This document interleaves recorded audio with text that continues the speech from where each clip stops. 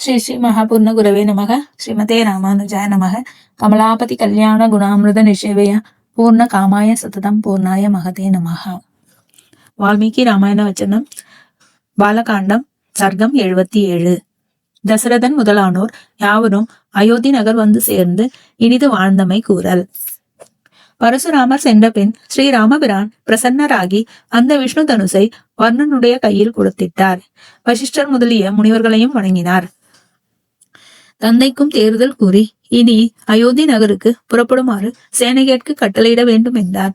பிறகு தசரதன் பரசுராமன் பங்கமடைந்து போய்விட்ட செய்தியை உணர்ந்து மகிழ்ந்து 2 கைகளாலும் ராமனை கட்டி அணைத்து உச்சி மோந்து மயிர் கூச்செறிந்து தானும் தனது புதல்வர்களும் அன்றுதான் பிறந்தார்களாக நினைத்தெழுந்து அயோத்திக்கு விரைந்து செல்லுமாறு சேனைகட்கு கட்டளையிட்டு தானும் புறப்பட்டனன்.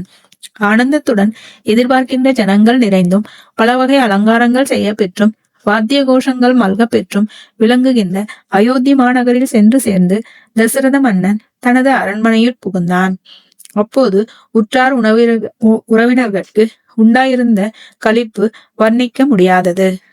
கௌசலை முதலிய ராஜபத்னிகள் மூவரும் மணமக்களுக்கு மிக்க உபசாரங்கள் செய்வதில் நோக்குடையராகி அந்த மனாட்டு பெண்கள் 4 தங்கள் அந்தப்புறத்திற்கு அழைத்து கொண்டு போனார்கள். அந்த மனாட்டு பெண்களும் சிறந்த அலங்காரங்களை செய்து கொண்டு தேவாலயங்களில் சென்று பூஜைகளை செய்தனர். வணங்க வேண்டிய பெரியார்களை எல்லாம் வணங்கிவிட்டு அவர்கள் தம் கணவருடன் கூடி கழித்தனர். ஸ்ரீராமன் முதலிய திருக்குமாரர்களும் நண்பர்கட்கு இனியவர்களாய் தந்தைக்கு உரிய பணிவுடைகளை செய்து கொண்டு கழித்திருந்தனர். இன்னும் சில நாட்கள் சென்றபின் தசரதன் மன்னவன் பரதனை விழித்து, குழந்தாய், உன்னை கேகய நாட்டிற்கு அழைத்து செல்வதற்காகிய உன் அம்மானாகிய யுதாஜித் முன்னமே இங்கு வந்திருக்கிறார் அல்லவா? மிதிலை மாநகரிலேயே வந்து சேர்ந்து உன்னை அனுப்பும்படி கேட்டுக்கொண்டார் அல்லவா? அவருடன் நீ செல்வது நன்று என்று கூற பரதன் தாய்மாரிடத்தும் ராமபிரானிடத்தும் நியமனம் பெற்றுக்கொண்டு சத்ருகனோடு கூடி கேகய நாட்டிற்கு புறப்பட்டனன். இன்னனும் பரத சத்ருகணர்களை அழைத்து கொண்டு சென்ற யுதாஜித் என்பவர் நாளடைவில் கேகய நாட்டில் சென்று சேர்ந்து தமது தந்தையை மகிழ்வித்தனர்.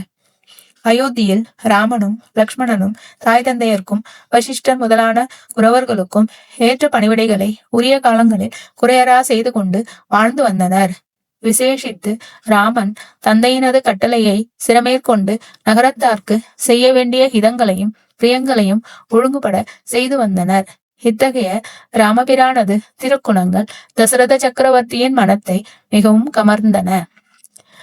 நகரிலுள்ள அனைவருமே அந்த ஸ்ரீராம குணங்களில் மிக மிக ஈடுபட்டிருந்தனர். ராமபிரானுடைய புகழும் பராக்கிரமும் எங்கும் மிக்க விளக்கமுற்றன. ராமனுக்கும் சீதைக்கும் இருந்த அன்பு அளவிட முடியாதது. இருவரும் ஒத்த மனத்தராய் சகலவித போகங்களையும் அழகாக அனுபவித்துக் கொண்டு இருந்தனர்.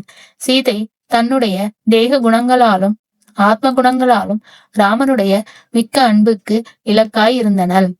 அண்ணனமே ராமனுபிரானும் பிராட்டியினது அளவு கடந்த அன்புக்கு இலக்காய் இருந்தனன். அந்த திவ்ய தம்பதிகளின் திருவுள்ளமே ஒன்றுக்கொன்று பேசிக் கொண்டிருந்தது என்னும்படியாக அத்துணை ஒத்த மனத்தராய் இருந்தனர். ஸ்ரீ மகாவிஷ்ணுவும் ஸ்ரீ மகாலட்சுமியும் கூடி இருக்கின்றார்கள் என்னும்படியாகவே ஸ்ரீராம சீதைகள் கூடி கழித்திருந்தனர்.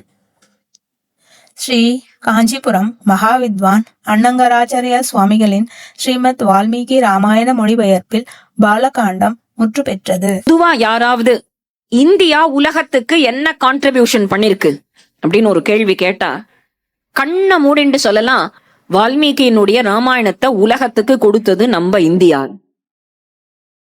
இன்னி வரைக்கும் நமக்கு மனசுல ஏதோ ஒரு குழப்பம்னா ராமாயணத்தை எடுத்து பார்த்தா அதுல இருந்து பதில் கிடைக்கும், அதுல இருந்து பிராக்டிக்கலா ஒரு சொல்யூஷன் கிடைக்கும்.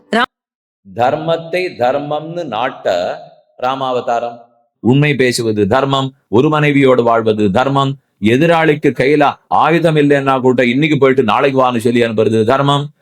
இதெல்லாம் சாமானிய தர்மம், பொதுவான தர்மங்கள். இதை நன்னா பண்ணணுங்கிறதுக்காக தான் ராமன் வந்தார். அப்பழுக்கே சொல்ல முடியாது, ஒரு தப்பு சொல்ல முடியாது. அதாவது வாழ்ந்தால் ராமனை போல் வாழ வேண்டும், தைரியம்னு ஒன்று இருந்தால் சீதா பிராட்டியை போல் இருக்க வேண்டும், பக்தி என்று ஒன்று இருந்தால் அது பரதனைப் போலவோ அல்லது ஹனுமானைப் போலவோ இருக்க வேண்டும்.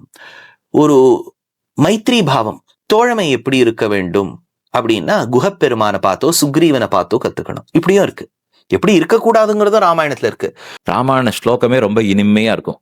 கேட்க கேட்க தினப்படி ஒரு சர்க்கம் வாசியல்னா எவ்வளவோ நல்லது.